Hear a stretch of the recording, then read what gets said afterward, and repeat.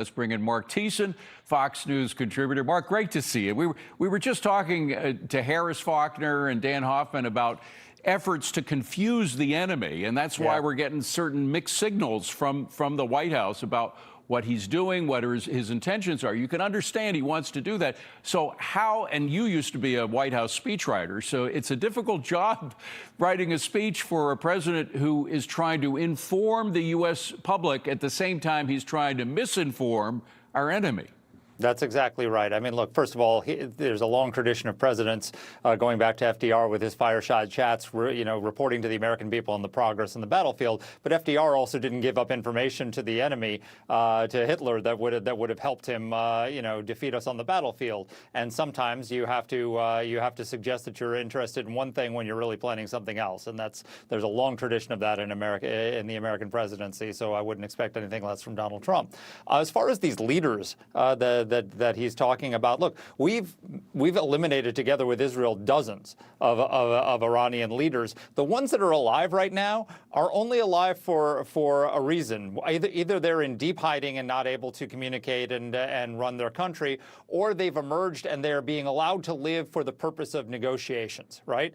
And so if they are not, as this campaign winds down, if they are not willing to engage in the negotiated surrender, unilateral, unconditional surrender that Donald Trump has demanded, then I wouldn't be surprised if there's a final barrage of leadership strikes where these guys are taken out because they have their existence has no purpose if they're not willing to capitulate. Well, it's a huge country. I mean, 93 million people is not a small size, and they still have factories going. They still have oil production going. They're selling the oil. They have farms, et cetera, and there's somebody pushing the red button, sending those missiles to our Arab and Israeli allies. So fewer and fewer.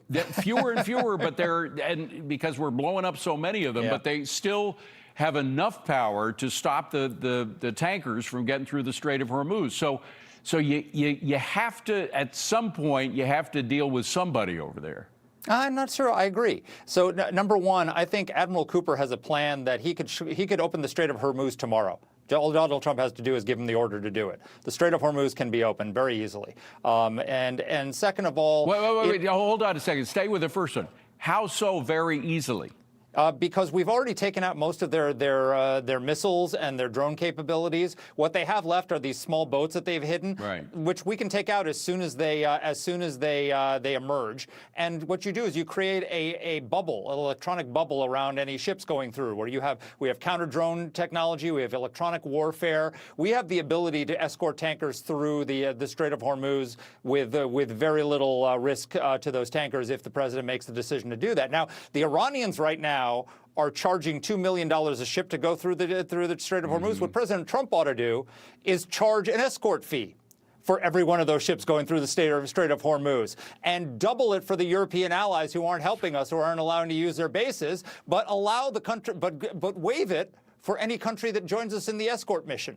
And there, all of a sudden, not only will the Strait of Hormuz be open, we'll be making a profit off of it, and we'll be punishing the allies that defy us and rewarding the allies that help us. So I think this is a very simple and elegant solution to the Strait of Hormuz. By the way, while he's trying to confuse the enemy, I think he's telling the truth to our NATO allies. I mean, I think he really is ticked, and he should be. These are allies that for more than a century we've stood up for and sent our human treasure in to defend, and they're not doing squat, even though we are helping them more than we're helping ourselves, because they depend much more heavily on the Strait of Hormuz than we do.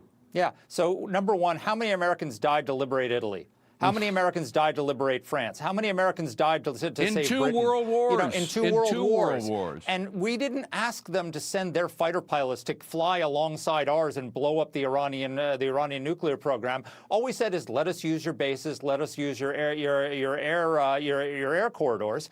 And some of them are actually denying us that. We just had the Italians. I love Giorgia Meloni, but the Italians just denied us the use of our bases there. That's unconscionable. So then you ask yourself, well, why do we have bases there if when we need them, we can't use them. They're perfectly happy to have Americans there at peacetime.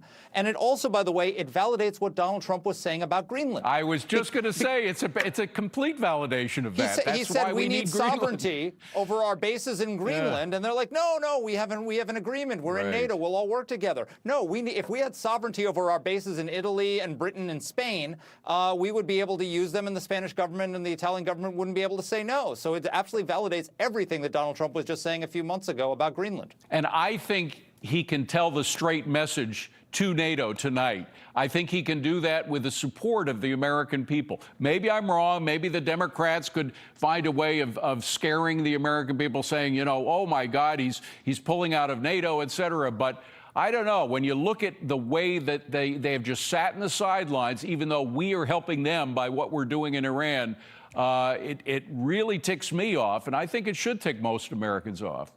It ticks me off as well, and not everybody is as bad as the countries I've named. You know, Poland and other people are helping us, but you know, absolutely, there should be a consequence. And he can't pull out of NATO without 2/3 of the Senate, but he could certainly pull U.S. troops out of Europe.